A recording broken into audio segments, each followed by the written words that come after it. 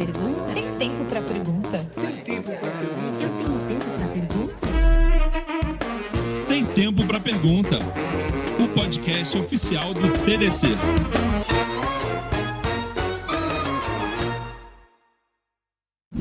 Olá, estamos de volta com mais um Tem Tempo para Pergunta, o podcast oficial do TDC, gravando a nossa 8ª temporada, direto aqui de Florianópolis, no TDC Floripa 2025. Para você que nos acompanha, já temos aí quase 2 anos de estrada com o podcast e hoje nós vamos abordar o tema do impacto da IA no comportamento humano. E eu estou aqui com uma pessoa incrível, uma pessoa multifacetada, com uma trajetória acadêmica bacana, que a gente vai conhecer melhor, que é a Oli Maria. Tudo bem? E seja muito bem-vinda ao podcast. Muito obrigado. É um prazer estar aqui com você. Quando você me convidou, eu fiquei pensando, nossa, que assunto legal, assim, né? Botar esse chapéu acadêmico e falar.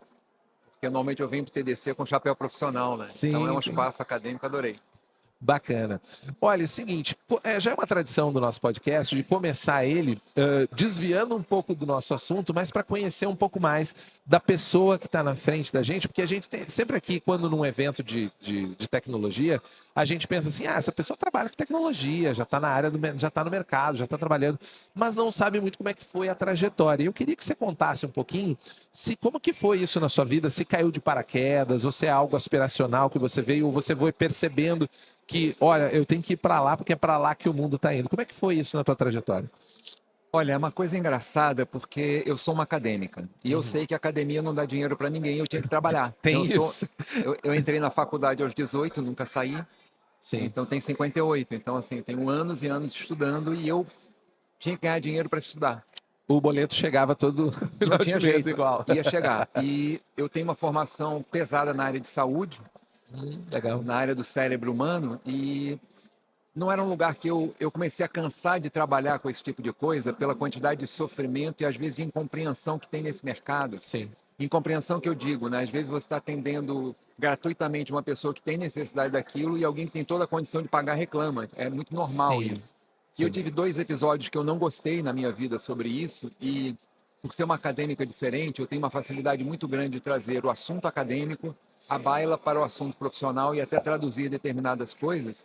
E a parte do sucesso de eu ser uma palestrante tão requisitada é justamente que eu trago esses 2 lados e integro. Legal. E aí eu peguei, fiz um mapa mental com meu filho mais velho, a gente sentou junto, foi para a praia. Eu falei, eu não quero mais em função, não quero mais ter consultório, não quero mais nada disso. E eu já prestava consultoria para várias empresas diferenciadas, com pesquisa, com uma série de coisas nessa área, pela minha formação também ser ampla. Eu tenho uma formação ampla. Sim. E aí a gente começou a olhar no mapa, eu falei, eu quero trabalhar com isso, eu quero um ambiente que seja liberal, que seja legal para uma mulher trans como eu. E a gente chegou à conclusão, falou, poxa, que você já está no design, né? Sim. E aí eu fui e fiz mais um curso. Fiz um curso de design. Na Que legal. época, eu já trabalhava com a parte escrita. Minha área, eu sou Digital Content Strategist. A minha área mais forte, dentro da área de UX, é a área de writing. Eu faço Sim. pesquisa, é mais essa área, mas eu trabalho até em função das minhas pesquisas acadêmicas, eu trabalho com estratégia de conteúdo digital, entendendo os ecossistemas das empresas, escrevendo de acordo, tom, voz. E foi muito fácil entrar nesse mercado. E desde que eu entrei, eu sou muito feliz pela diversidade das pessoas que a gente tem e por essa ideia, né? Que o UX é uma ideia, né? Sim. E essa ideia do que é o usuário. Eu acho fantástico essa ideia de que todo mundo é usuário. Então, potencialmente, você Sim. poder pensar no outro para formar uma coisa para ele, que vai, eticamente, de alguma forma correta, vai ajudá-lo, e foi o que eu falei na minha palestra sobre isso hoje, eu acho muito legal. Então, assim, eu migrei para ser mais feliz, para estar ganhando dinheiro com alguma coisa que fosse diferente do que eu fazia. E eu peguei toda a minha formação na área de saúde e atendo voluntariamente de graça hoje. Então, eu ganho dinheiro numa área que eu gosto de ganhar dinheiro nela. Sim. E atendo voluntariamente na área que meu coração me chamou primeiro. Incrível que equilibra esses 2 mundos, né? Dá para apaziguar o coração melhor. Exatamente. Aí é mais ou menos isso. E no meio dessa salada toda, eu também sou musicista, né? E adoro música, então eu tenho meu estúdio, estou sempre gravando, editando, lançando coisas. Que legal. Então tem esses ambientes, né, que ajudam Incrível. a pensar e transformar as Incrível. coisas. E você falou uma coisa que eu achei muito interessante, essa coisa da UX ser uma ideia, né? E ela é uma ideia que foi gerada por culpa da própria forma com que a gente construiu a tecnologia, que a gente botou muita coisa no caminho da pessoa chegar no que ela quer. Porque à medida que a gente foi se interconectando e o mundo foi se globalizando, e hoje eu compro um negócio da China e ele chega em 4 dias na minha casa, eu criei maneiras de fazer isso, só que antes eu ia no sapateiro, encomendava um sapato, esperava 15, 20 dias, ele me entregava o sapato e eu tinha a necessidade de sapato resolvida. Hoje eu crio 500 barreiras, transformo todas as pessoas em usuários de tecnologia para ela chegar numa necessidade simples, que é o sapato. Então eu queria saber o que você acha sobre essa coisa da tecnologia, de cada vez criar mais camadas, não de forma funcional, né? Até às vezes começa numa intenção funcional, uma intenção de melhorar, mas às vezes tem camadas e camadas e camadas e camadas, e aí tem que criar um UX designer para dizer, tira esse troço da frente, para de enviar negócio para o cara chegar no que ele quer. Isso é do ser humano mesmo? Você acha que não tinha como ele chegar? Ou isso acabou? A gente em algum momento dobrou uma esquina errada ali na tecnologia? Olha, se a gente for mais para trás, acreditar que existe um Deus unicista que nos criou, eu acho que Deus já era assim, né? Porque você vê assim, né? Quando nós descemos da árvore e começamos a andar como bípede, né? Perdemos toda uma musculatura que não tinha necessidade e o cérebro aumentou de tamanho. E foram criando funções dentro daquele cérebro, né? A emoção se juntou com o instinto. Então, eu acho que Deus já pegou um espaço vazio e aumentou o cérebro. Eu acho que a gente faz a mesma coisa, né? Sim. Você às vezes limpa a sua casa inteira, joga um monte de coisa fora, 2 semanas depois, seu cartão está lotado de coisa do Mercado Livre e a casa está cheia de coisa de novo. Eu acho que isso é natural. A gente encher as pessoas de coisa é natural. Eu acho que e as pessoas vão tentando cada vez mais pensar o que facilita o usuário. E eu acho que o charme do usuário é o que eu defendo, e o Andrei Gonçalves, o Andrei defende isso com muita propriedade, é que nós temos que primeiro entender o que o usuário quer. Que o user experience, para mim, é o que o usuário quer. Então, quem tem que falar é o usuário. Então, a gente, às vezes, pega o stakeholder, fala, a gente faz uma pesquisa para validar aquilo, fala com 4, 5 pessoas, lança um negócio. Não, o stakeholder falou, tem que falar com o usuário. Você precisa disso, é assim que você compra. Às vezes eu olho os squads perdidos conversando e assim, criando coisas. Não, ia ser bom isso, mas sem falar com o usuário. É como se você pensasse como usuário, só que você é um entre diferentes usuários, né? Então eu acho que... Com um prisma muito particular sobre aquilo, Exatamente. Né? Eu acho que a gente foi criando essas camadas para facilitar um usuário que, na realidade, é um usuário meio... hipotético. Eu acho que mais do que hipotético, ele é um moinho do Don Quixote, né? Nós estamos vendo nós estamos criando esse usuário, né? Nós estamos vendo aquele monstro à nossa frente, nós estamos combatendo um monstro que na realidade é um moinho. Então acho que talvez seja a gente voltar à escuta real do usuário, olhar o usuário, né? Eu falei na minha palestra hoje que, para mim, o design, a principal coisa do design é escuta. A gente tem que escutar pessoas, a gente tem que escutar afetos, a gente tem que escutar emoções. Quanto mais a gente escutar, quanto mais a gente calar, melhor vai ser os comportamentos que nós vamos moldar, porque nós moldamos comportamentos a partir da escuta. Sim. E cada vez a gente escuta menos. Sim. E eu até citei essa coisa das camadas, porque eu queria puxar o nosso assunto para o tema que hoje ele é praticamente transversal e o TDC mesmo tem 2 eventos focados em inteligência artificial, porque me parece que a gente quer cada vez mais ignorar o usuário, né? Eu não quero que o usuário opine, eu crio uma inteligência artificial em que ela proceduralmente, se é que dá para falar assim, mas na verdade é gerativamente, né? Ela vai, através de um processo matemático, ela vai tentar adivinhar o que o usuário precisa. E aí, de certa forma, isso já existe, já está sendo implementado, não é uma discussão de o que nós vamos fazer sobre isso, ela já está acontecendo. Talvez a gente tivesse discutir antes, mas a gente nunca faz isso com tecnologia, né? A gente faz primeiro e discute depois, né? Como que isso, de certa forma, vai impactar esses 2 eixos? O usuário vai mudar, de certa forma, o fundamento, porque ele vai estar sendo impactado por essa, e a gente vai ter que definir em algum momento se isso vai fazer sentido mesmo ou não. Como que tu está enxergando esse processo de transformação do impacto da IA com uma intenção de nulificar esse usuário e o usuário mudando o comportamento, que o usuário na tecnologia, o que a gente faz é mudar o comportamento dele o tempo todo. A tecnologia acaba, a gente cria a tecnologia, ela muda a gente de certa forma. Né? Sem dúvida nenhuma. Para mim, IA é paisagem. Eu vejo paisagem. A IA hoje é paisagem porque ela está em todo lugar. Ela é aquela coisa que você passa, é que nem food truck, você já sabe o que é. Não é um caminhão, fala que é um caminhão de comida, é só um trailer, aquilo é um food truck. IA virou paisagem. Sim. Só que ela é mais uma das paisagens que entrou na nossa vida, assim como entrou o computador pessoal lá atrás, assim como entrou a internet de escada e veio vindo, que dizia que era para aumentar a qualidade da nossa vida, dando velocidade para a gente fazer mais rápido. Eu Sim. acho que ela é mais uma paisagem. Só que a gente está chegando, para mim, a gente já passou do limite da velocidade, porque tudo que nós botamos para facilitar a nossa vida, na realidade tem complicado, né? Sim. Ou seja, quanto mais rápido nós conseguimos fazer as planilhas no computador, mais planilhas nós fizemos. Não foi aquela ideia inicial de pegar as 5 que eu fazia por mês, fazer e ir embora passear com o meu filho, né? Sim, usar aquele trazer de volta o ócio, né? É fazer 15 agora, né? Não, vai ter mais 20. planilha. E se não Então, tiver, inventa uma planilha. exatamente. Então, quando eu vejo a IA virando paisagem, quer dizer, todo mundo mexendo, é criança mexendo, é perguntando dentro do WhatsApp qual é a resposta da escola, ela está me dando, eu vejo ela como velocidade. E eu acho que a velocidade, ela tira o bem mais precioso do ser humano, que é a escuta.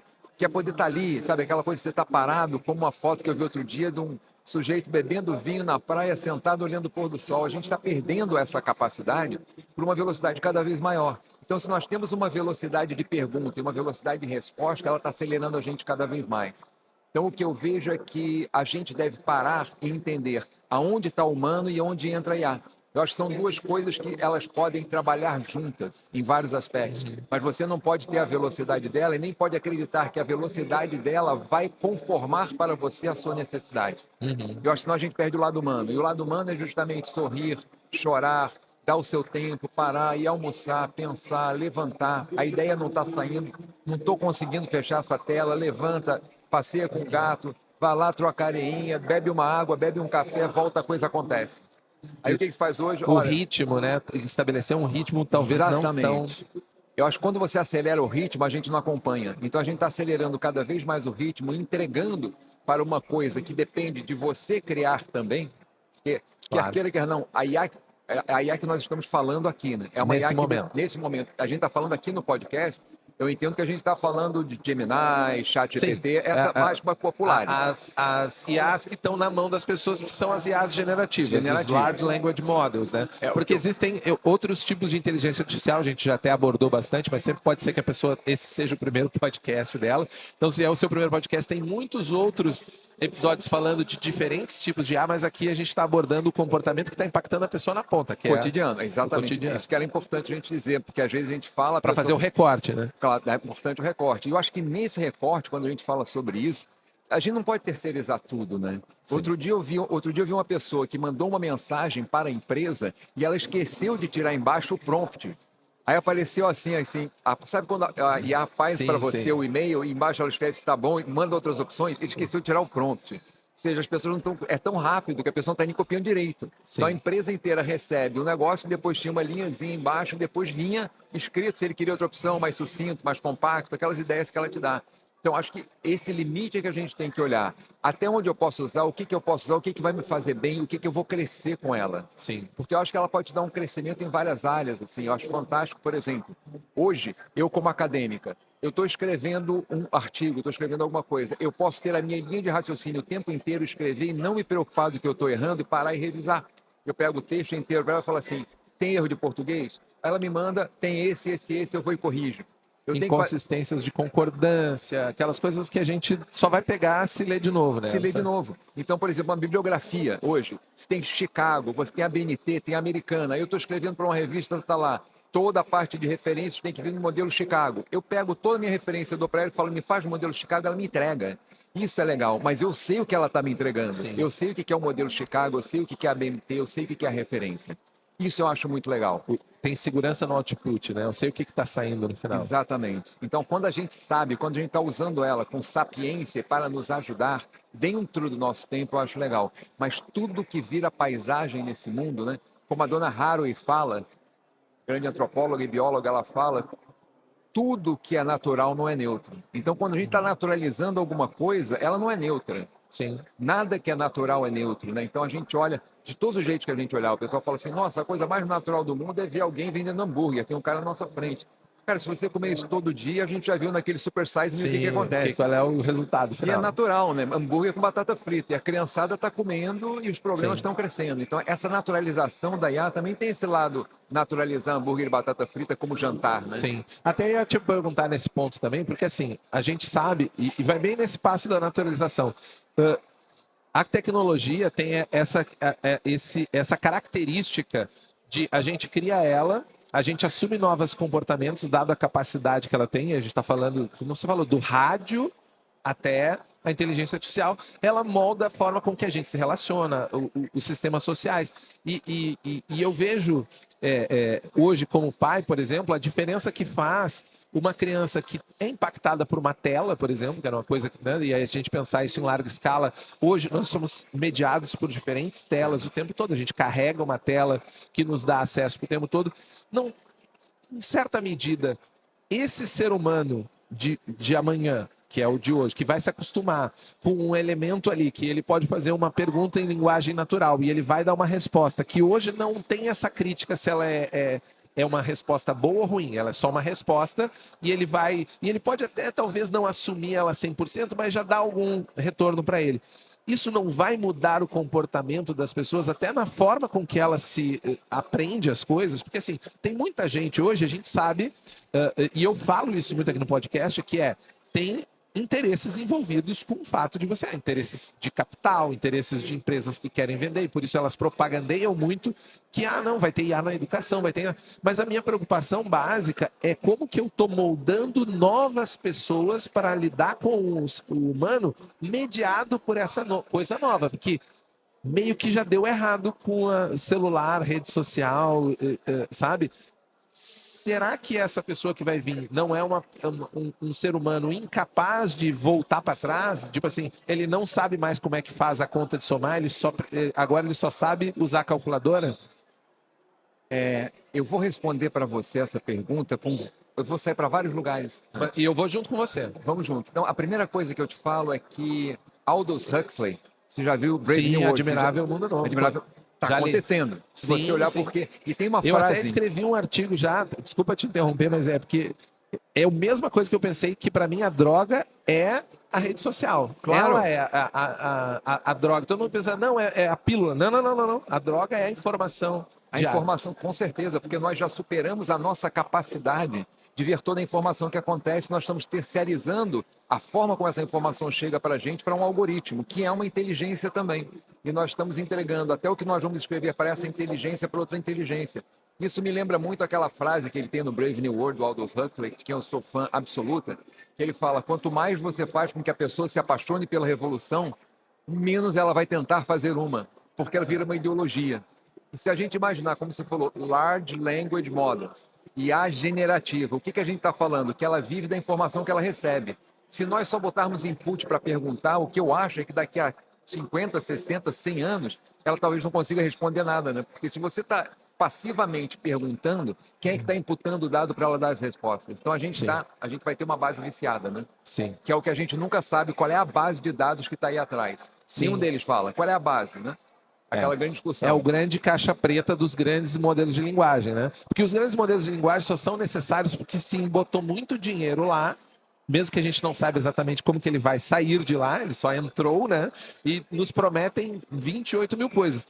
Mas ele é tão largo, né? No sentido de que é um modelo largo, que ele não tem, uma coisa que eu já falei aqui, ele não tem uma ontologia, né? Ele não tem pesos, ele não tem medidas naquilo. Ele gospe a probabilidade mais que ele acredita matematicamente que vai. Mas o que me preocupa mais, Olivia, e eu não quero te interromper, eu quero deixar tu concluir teu raciocínio, é as pessoas tomando isso como verdade, né? Tomando aquela resposta como verdade e que cresce. Eu vejo cada vez mais, assim, eu vejo chegar na ponta, porque é tão mágico você perguntar e a máquina responder e você não precisar. Porque antes o Google te dava vários links e você tinha que depreender alguma coisa, você tinha que raciocinar, eu tinha que chegar, qual que é o link certo, qual que é o bom. Não precisa mais. Isso me preocupa bastante. Eu acho que isso é uma preocupação de todas as pessoas que pensam. Uhum. O que eu estou refutando aqui, eu sei que todo ser humano pensa, mas o pensamento objetivo é o pensamento de quando você sabe que você não sabe. E eu sempre falo o seguinte, o primeiro item para você aprender é você confessar a sua ignorância. Então a gente também tem que começar a saber o que a gente não sabe para poder aprender. E eu acho que as pessoas não estão mais preocupadas em pensar nesse sentido. Eu tenho que aprender alguma coisa, né? Então a gente cai num mundo que já é diferente, né? Quando você pega aquele cozinheiro, o Oliver. Quando você pega o Jamie Oliver, que ele vai numa escola e ele pergunta pro cara o que é isso, o garoto não sabe o que é uma batata, mas ele sabe o que é batata frita. Quando ele não sabe ele não sabe que aí pega, bota um filé mignon, ele mostra pro garoto e fala, isso é carne, tá, mas isso aqui, isso é um boi, isso é carne, isso é um boi. Quando já essas ligações já não haviam antes, né? Sim. Então, quer dizer, quando a gente já vive num mundo onde tantas coisas estão sendo Multiprocessado, né? totalmente desnaturalizadas, quer dizer, a pessoa não saber que um pacote de batata da Lay's é aquela batata que é plantada ali, eu acho que a gente está perdendo esse encaminhamento, né? Então eu acho que talvez seja a hora da gente começar a cuidar das nossas crianças como criam os colégios alternativos hoje, né? Leva para passear, leva em museu, leva para plantar, mostra uma outra vida que não seja aquela vida ultraprocessada em todos os sentidos que a gente está tendo, que aí é só mais uma coisa dessa. Eu me lembro, eu tenho filhos de várias idades diferentes, eu tenho 4 filhos, e o meu filho do meio, que hoje tem 31, estudava numa escola aqui em Florianópolis, eu não vou citar o nome, e eu obrigava eles a fazer o dever à mão.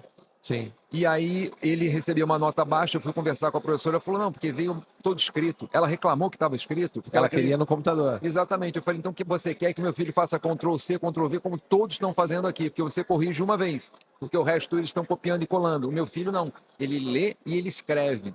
E eu briguei muito com isso. E numa reunião de pais eu comentei isso, o pai falando que eu estava louca, porque a tecnologia está aí para gente. Qual tecnologia os nossos filhos não estão estudando? E é óbvio que eu troquei ele de colégio. Eu falei, não, nesse colégio meu filho não vai estudar, porque é um colégio que condena uma criança por entregar um dever escrito, e isso é a realidade. Sim. E não estou falando de um colégio pequeno daqui não, tá? Um colégio caro, um colégio conhecido de Florianópolis. Esse é o grande problema que eu vejo, quer dizer, a gente está tirando a capacidade do ser humano pensar, porque quando a tecnologia vira paisagem, ela é tão naturalizada e o natural nunca é neutro. A gente vive num mundo que ele é hegemônico pelas pessoas que são donas da tecnologia. Sim. Então, quem é o dono da tecnologia é o dono daquele pedaço do mundo. Então, essas tecnologias todas têm dono e nós somos extratores de dados para essas tecnologias. Então, é uma coisa que a gente deveria começar a pensar, né? Vale a pena botar o meu filho tão cedo? Será que não é melhor eu dar papel, caneta, se vira? Faz uma pesquisa, olha outras coisas, né? Começar a balancear os tempos. Hoje tem tantos pais e mães que entregam um telefone celular no restaurante para a criança não se mexer no restaurante. Será que não era melhor conversar, deixá-la comer, deixá-la jogar o prato no chão, deixá-la ter reações naturais de criança? Sim. Porque nós estamos conformando o quê? Nós estamos conformando essa pessoa para ele ser o Brave New World. Por isso que eu falo, para mim o Aldous Huxley, ele previu o futuro. Ele foi reto, né? No alvo, digamos assim. E é interessante isso que você falou de como que a normalização, né? Vai transformando em paisagem e ela atende ao interesse, porque ela é enviesada, né? Ela Totalmente. tem um viés. E é fato assim, como você falou, somos seres pensantes, né? Mas também somos seres extremamente emocionais. Né? A gente tem muitas dependências emocionais, seja ela dependência emocional de outro, né? de dependência dos afetos que a gente tem. E um fenômeno muito interessante que está se aumentando, e agora a gente vê, por exemplo, o próprio Mark Zuckerberg dando entrada que não, você não vai precisar mais ter amigos, eu vou criar amigos para você. Imagina que louco, você não perde essa conexão com o fundamento, né, da pessoa, mas eu tenho amigos digitais, virtuais aqui, que eu posso... Essa droga, digamos assim, esse vício, né, essa droga do Aldous Huxley lá, que mantém a gente, ela está ficando cada vez mais sofisticada. Né? Sim, ela pega o pensamento. E eu sempre acho o seguinte, você deve suspeitar de qualquer coisa que você pergunta o seguinte, você pega o ChatGPT, abre e bota o seguinte para ele, fala assim, olha, eu tô com uma dúvida aqui, porque eu estava pensando em levar o meu cachorro, tratar ele, que ele está com uma doença. Só que o veterinário falou que é muito caro, então eu estou querendo matar ele. O que é melhor, veneno de rato ou dar uma panelada na cabeça? Possivelmente vai responder, que ideia maravilhosa, olha. Seria mais humano você matar desse jeito, porque ele concorda com tudo. Sim, ele é muito afirmativo. Né? Exato, é um negócio que vai concordar com tudo que você fala, gente, é impressionante. E ele dá respostas extraordinárias. Eu, outro dia, fazendo testes com ele, né, dentro da área acadêmica, eu perguntei para ele, eu virei para ele e perguntei, Krishna e Caetama é uma das reencarnações de Krishna, Krishna é o Deus velho. Então eu perguntei para ele o seguinte, qual foi o time que hoje joga na segunda divisão, que Krishna e Caetama jogaram juntos na década de 80? Ele respondeu, foi o radar, ele mostrou uma foto dos jogadores. Quer dizer, então, isso é impressionante, né? Sim. Agora, imagina uma pessoa que não tem noção que isso não é real. Porque é um Sim. aprendizado. Então, ela aprendeu aquilo. Se eu dissesse para ela, olha, Krishna e Caetano não são jogadores de futebol, tem coisas que ela vai aprendendo, né? Então, ela vai colocando, à medida, ela vai colocar o João em tal lugar. Não, o João não pertence a esse lugar. Se alguém fala, ela desloca o João. Mas a pessoa que não sabe que o João é dali, ela está recebendo isso. Então, eu acho uma temeridade incrível você estar se relacionando com alguém, uma entidade que concorda com tudo que você fala, e uma entidade perigosa, que outro dia nós estávamos no Esquenta TDC, e uma pessoa ainda falou, num debate sobre IA, e a pessoa virou e falou assim, poxa, a empatia e IA. Eu virei e falei, não, agora para, eu vou falar como neuropsicólogo agora. Empatia é química. A empatia é uma reação química, não há química numa inteligência artificial. Por Sim. mais que ela mimique o cérebro humano, toda a parte química do nosso cérebro, que vai startar uma ação, que vai fazer a gente se movimentar, ela não tem como ter. Mas na hora que uma pessoa fala que já existe um relacionamento empático com a IA, o que é empatia para essa pessoa? Então, Sim. deve ter várias, assim, não é uma só. Né? A palavra vai se desfazendo, que nem eu digo, né? A palavra, o poder do sentido da palavra, quando você começa a fazer esse grau de associação, ela vai se desfazendo. O que é empatia, né? Perfeito. Empatia, você falou assim, não, a empatia no fundamento é uma reação química. A maioria das nossas emoções são obviamente, com a nossa consciência, que a gente ainda não sabe exatamente o que é, né? Nem de onde vem. Ela toma outra dimensão, aquela reação química, e você tem consequências, fatores, traumas, marcas que você carrega ao longo da sua vida. Colocar isso num sistema que é matematicamente sofisticado, porém nem um pouco capaz de gerar isso, é pedir para dar uma treta no final, né? Alguma coisa nenhuma. muito ruim vai sair daí, né? Com esse ser humano mediar que está gerando empatia por uma máquina. Né? Sem dúvida nenhuma. Você sabe que eu gosto de escrever artigos diferentes, né? Então eu escrevi um artigo uma vez que falava, se na época de Shakespeare ele soubesse que existia dinossauro, ele não mataria Romeu e Julieta no final. E eu dando uma explicação. E outro dia eu escrevi um que eu falava o seguinte, se o Rivellini não tivesse conhecido IA, o elástico não existiria. Porque eu não sei se você já viu uma reportagem, eu li uma reportagem no jornal, estava escrito o Rivellini e o elástico, eu nem sei direito, porque elástico eu comecei a ler, e ele explicando o drible, né? Como ele inventou isso. E de repente ele usou, se torna uma coisa fantástica. Quer dizer, uma IA generativa não tem condição de inventar isso. Porque ele fala, a gente estava treinando, eu ficava brincando com a bola, treinando e brincando com a bola, ou seja, ele estava adestrando o cérebro dele a fazer uma coisa, de repente ele fez, acho que isso dá alguma coisa. Mas é uma linha de raciocínio e ele nem conseguia explicar direito como ele inventou. Caótico total, né? Total. Agora, como é que ele vai ter esse caos dentro? Porque não há ciência. A ciência é que nos motiva a fazer um monte de coisa. Quer dizer, ela não tem ciência, é uma lógica e é uma linguagem, e mais nada do que isso. Então, acho que essas fronteiras a gente tem que tomar cuidado. Né? Até onde você pode ir, até onde você deve ir, mesmo que seja atrativo ir mais longe. Assim, se a gente levar, vou botar muitas aspas aqui para não falarem que eu sou louca, mas a IA lembra um pouco o começo da AIDS, né? Quer dizer, que aquela coisa, a camisinha resolve tudo. Faz doença, sentido? Tipo, não, faz sentido. É doença só da população tal, da minha população. Não é só da minha população, é uma doença. Sim. Então você começa... Não tem fronteira que pare ela. Não tem fronteira que pare ela. Quer dizer, então a gente está no começo igual, quer dizer, está todo mundo ali, não tem fronteira, está todo mundo ali. Uma hora vai se normatizar. Não, se usar camisinha melhora. Então eu acho que tinha que começar a ter camisinha para IA, sabe? Tem que começar a explicar, não tem vacina. Se você for se criar assim, daqui a 10 anos você não vai conseguir um emprego. Não tem vacina para isso. Sim. Então, assim, as pessoas começar a usar com alguma lógica, com algum conhecimento, ou seja, faça coisas que você sabe, revisa um texto que você fez, pergunta coisas que você saiba. Agora, ficar criando coisas que você não sabe, você não vai resolver absolutamente nada. Né? Eu até ia te perguntar sobre isso, né? Quais vacinas, pensando até do ponto de vista não... Porque uma coisa que me incomoda, e aí não sei como é que você enxerga isso, é que todo problema sistêmico, normalmente criado por interesses que estão muito acima das pessoas, é transformado em uma culpa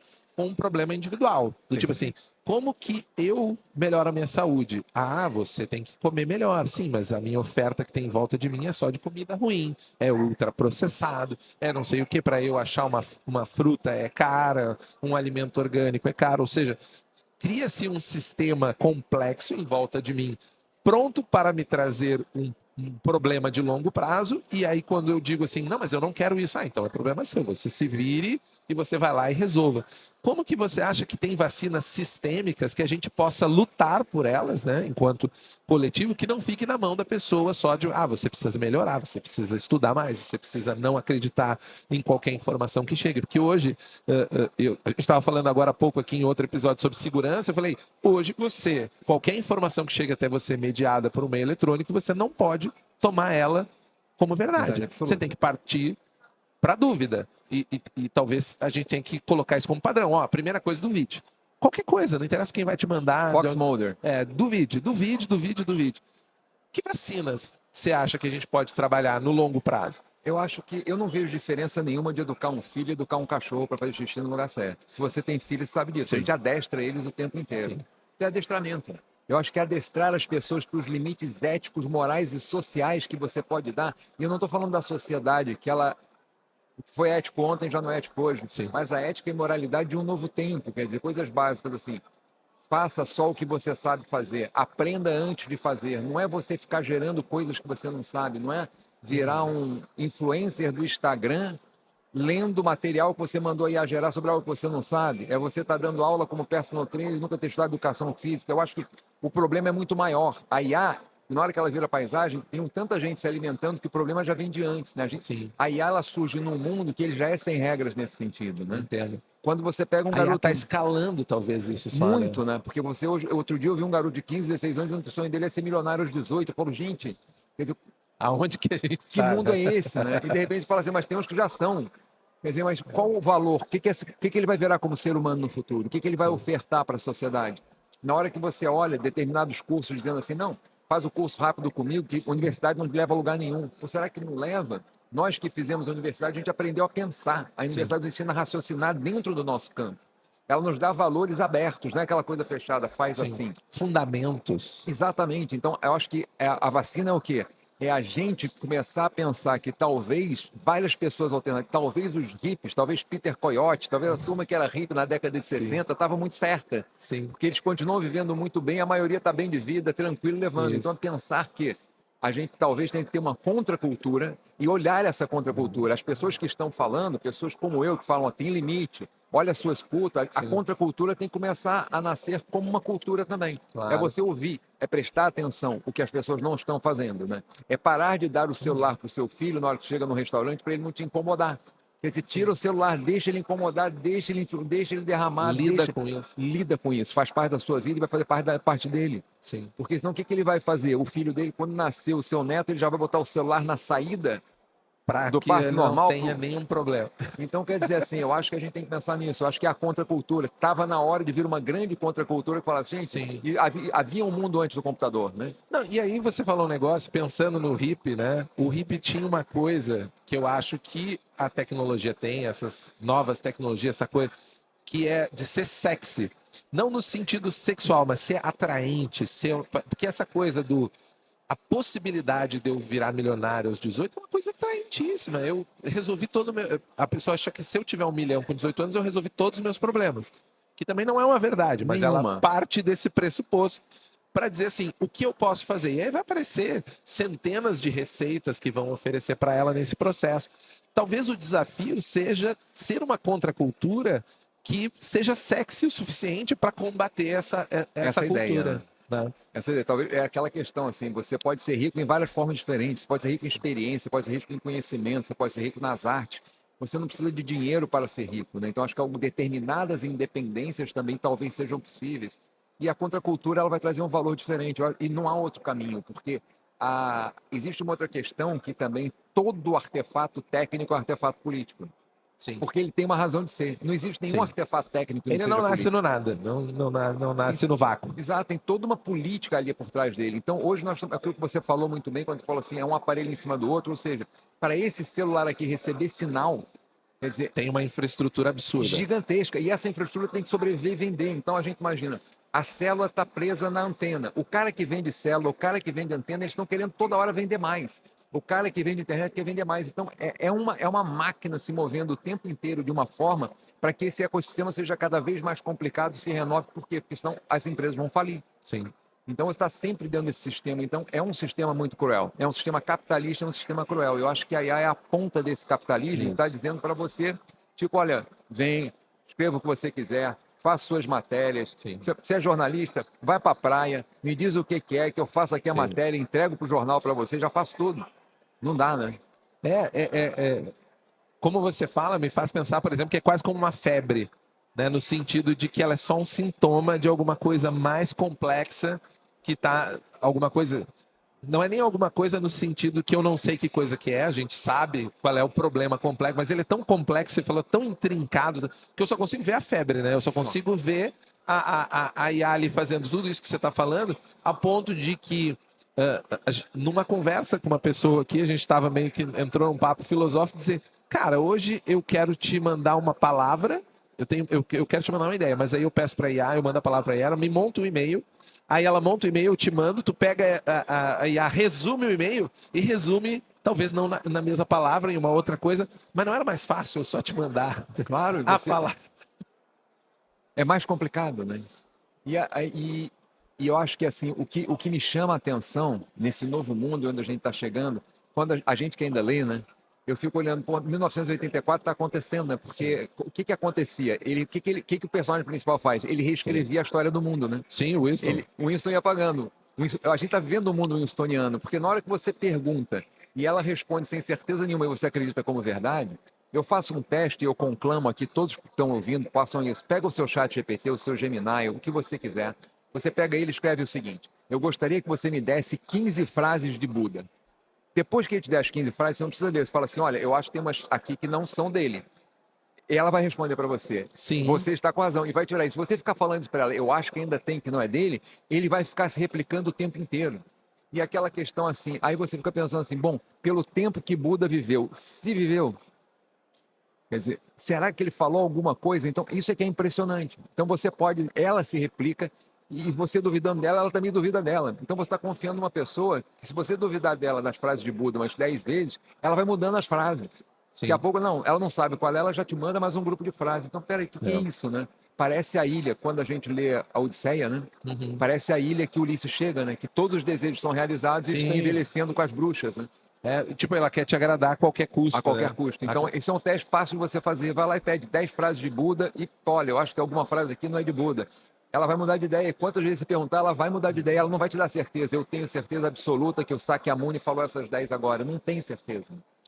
Incrível, incrível. E assim, aproveitando a tua veia acadêmica, digamos assim, para a pessoa que está ouvindo, porque assim, muita gente que ouve esse podcast é o desenvolvedor, ele é o operário da tecnologia, né? Ele trabalha em muitas coisas muito avançadas, mas que ele não tem poder de decisão quase nenhum, né? Ele está só reproduzindo, às vezes ele está atendendo uma empresa que ele trabalha. O que você acha que é um caminho para a pessoa que quer estudar? Pô, eu gostei dessa ideia, e você falou de ler, eu acho que eu sei. Eu vou fazer. O que você acha que é um bom caminho para a pessoa que quer estudar e expandir um pouco mais, para além da tecnicidade da IA, que eu acho importante também, né? Você entender com o que você está lidando, mas vamos trabalhar mais um pouco o que está para além, a coisa do comportamento, que é um caminho legal para indicar para o pessoal. Você sabe que outro dia um UXer, numa das palestras, aula que dele, me perguntou assim, poxa, eu adoro a forma como você pensa. Muita gente fala isso, né? Porque eu falo um monte de palavrão, dou palestra, eu fico brincando, atrai as pessoas do jeito que eu falo. É sexy. E eu certifico conhecimentos, né? E ele me perguntou, eu falei, olha, eu acho que você devia começar com um livro de psicanálise. Eu falei, aí dei um livro para ele, falei, lê esse livro. Falei, porque a primeira coisa é você estourar a sua cabeça. Se você não estourar a sua cabeça, nada vai funcionar dentro. Então, sim. Ou seja, eu, enquanto uma pessoa com uma formação larga na área de humanas, eu estudei a área de tecnologia também. Sim. Então, assim, pelo menos fui entender o que era aquilo para minha cabeça poder explodir, senão eu não estaria onde eu estou hoje. Então, acho que a primeira coisa que a pessoa tem que fazer é explodir a cabeça dela. Pegar um livro da Anna Sui, que fala sobre amor. Anna Sui, que é uma psicanalista, tem um livro super legal. Pega um livro sobre amor. Ou então pega um livro que vai falando sobre na hora que você chegar no deserto da sua vida, que eu sei o que vai acontecer quando você envelhecer, você está se preparando para envelhecer. Sim. Começa a pegar coisas diferentes que elas possam fazer os seus neurônios se reconectarem, porque nós não estamos mais deixando o neurônio se reconectar.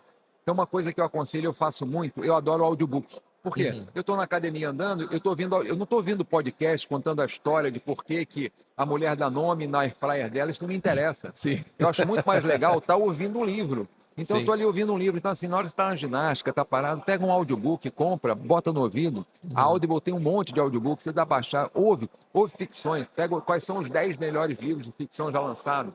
O Aldo Huxley vai estar lá, George Orwell Sim, vai vai estar estar lá. lá.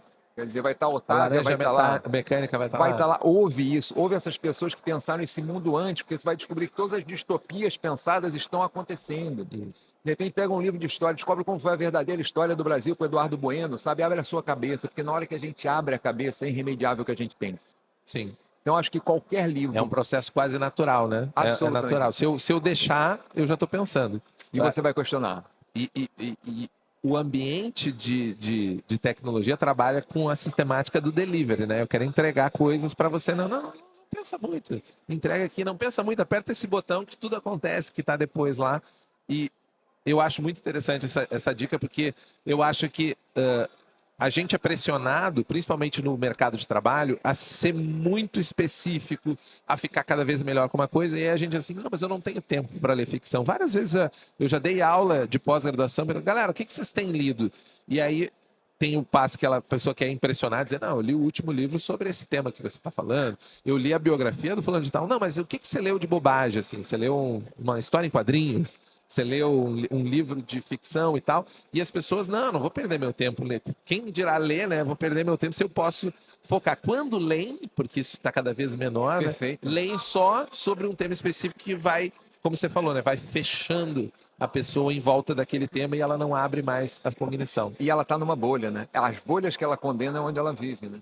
Eu sempre falo brincando, assim, com todo respeito e brincando, não sejam que nem o Steve Jobs, não espera o câncer para abrir sua cabeça, né?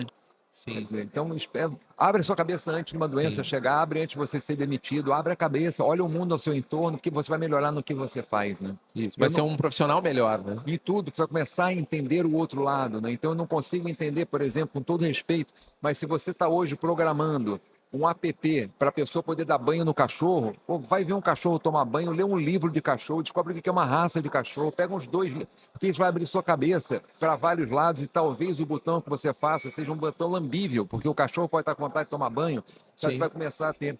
Lembrando que na nossa área de tecnologia, quando a gente fala da área de tecnologia, tudo é consequência. Então, nós que trabalhamos, porque na realidade nós enquanto designers, nós enquanto desenvolvedores, trabalhamos para um stakeholder, trabalhamos para alguém.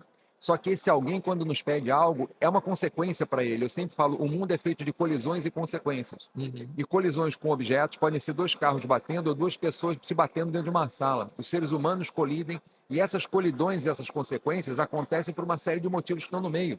Então é aquela questão óbvia, se eu estou jogando tênis, o meu encordoamento está fraco, eu posso ser o melhor jogador, mas eu vou perder o jogo.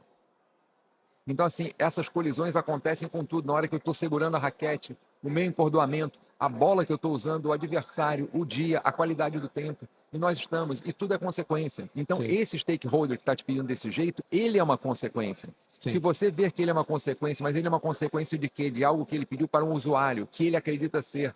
Pega o seu pessoal de UX, descobre quem é o usuário, leva para esse stakeholder, porque você pode mudar a consequência da colisão que ele vai estar tendo. É só ele colisir com outra coisa. Sim. E então, você fundamentou aquilo que você está propondo. Exatamente. Né, e você abriu a sua vida para frente. Então, quando alguém me fala dessa passividade, porque me pediu assim, me pediu assado, conversa, leva à frente, usa outras áreas para mostrar que existem outras possibilidades além daquela, né? Sim. Então acho que isso é uma coisa muito, porque senão as coisas que nós consideramos hoje, poxa, esse negócio aqui é totalmente absurdamente legal. Ele aconteceu porque alguém pensou diferente, ele não pensou igual, né? Se nós continuarmos pensando igual todo mundo, vai repetindo a conformidade só repete, né? Imagina se ninguém tivesse usado uma bolsa vermelha, ninguém teria visto que era legal a bolsa vermelha. Sim. Então seja você a fazer a bolsa vermelha, né? Claro. Olha, foi fantástico, tanto que o tempo passou super rápido aqui, mas a gente tem uma tradição antes de encerrar o podcast, e eu já pedi para você indicar formas de aprender, mas a gente sempre pede uma indicação para você deixar coisas que você carrega com você, pode ser um livro ou um filme, alguma coisa que você acha que vai enriquecer, ligado ao tema do que a gente conversou sobre comportamento ou não, mas uma indicação mais específica para a nossa audiência aqui do podcast. Tá, eu vou indicar para vocês os 2 livros de cabeceira que eu carrego na minha vida. Um livro se chama Ringolévio, é escrito por um cara chamado Emmett Grogan, é um cara que nasceu em Nova York, e esse cara conta nesse livro Ringolévio a história da vida dele, da adolescência dele, nos Estados Unidos, vocês vão descobrir o que é Ringolev, que é um jogo que eles jogavam. E aí aquela coisa vai falar assim, cara, por que essa maluca mandou o Emmett Grogan? Porque esse cara é o pai do movimento hippie. Esse cara tem a fundamentação de muita coisa que aconteceu, como o Peter Coyote depois, o grande ator Peter Coyote escreveu sobre ele e mostrou. Todo mundo que é hippie leu esse livro pela alternativa e pela vida que o Emmett Grogan tem. E pelo outro lado, leiam Thoreau, leiam Walden. Walden, A Vida nos Bosques. Quer dizer, começa com esses dois livros, porque no Walden ele mostra para você a efemeridade da vida humana e ele vai mostrar ali para você, tem uma frase muito legal dele, que depois vira um livro sobre a justiça social, que é justamente, quando um governo está errado, se posicionar contra é um direito do cidadão. Então ele fala coisas como essa a partir do momento que é um cara que ele simplesmente ele chega na beira de uma fazenda, tipo, imagina você pedir uma fazenda emprestada para um amigo seu, ele pede ao amigo dele, posso morar aí? Pode. Ele tira toda a roupa, entra nu no meio do mato e fica 2 anos morando nu e vivendo o que ele pode. Eventualmente ele sai até a casa desse amigo, que é o dono da fazenda, e vê como ele começa a ver o mundo de uma outra forma.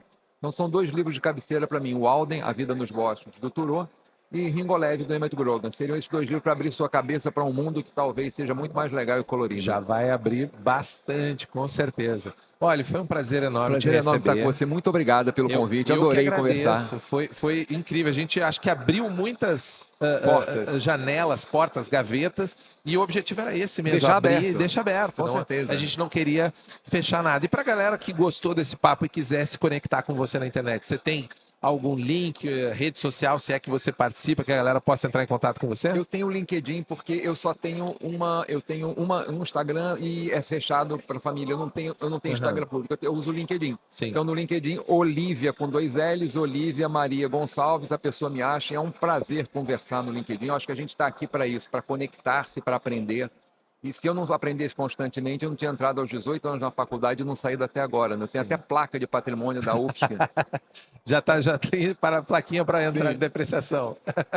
Tá certo. E para você, eu que agradeço. E para você que nos acompanhou até agora, fica o convite para seguir as nossas redes também, seguir o podcast no Spotify. Toda quarta-feira tem episódio novo aqui às 18 horas. E se você quiser ver esse papo em imagem, nós temos o nosso canal no YouTube, onde você pode dar o seu like, seguir a gente e também os cortes, que é aquele jeito legal de você chamar mais pessoas para conhecer o assunto com uma pílula de conhecimento, que é muito legal. E eu, obviamente, espero vocês no nosso próximo episódio. Até lá, tchau!